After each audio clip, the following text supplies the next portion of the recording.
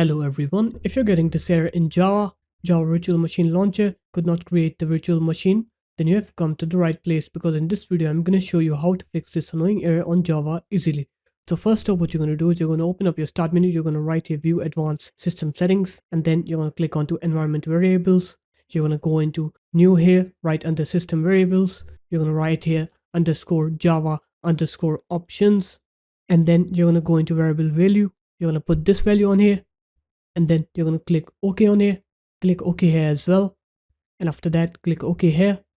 And now what you're going to do is you're going to open Notepad up on your computer, and you're going to put this text in. I'm going to put this text into the description of the video. And now what you're going to do is you're going to go into file, click save as.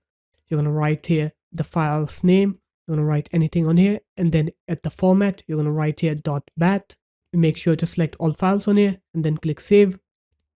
After that, you're going to go to that directory where you saved the file. Here it is. You're going to right click on this bad file and click run as administrator and click yes on here, and then run the bad file. And now when you try to open up Java, you'll see that you will not get that error anymore. So there it is guys, that's how easy it was. If you guys found this video helpful, make sure to leave a like, comment and subscribe to the channel, and I'll see you in my next video. Peace.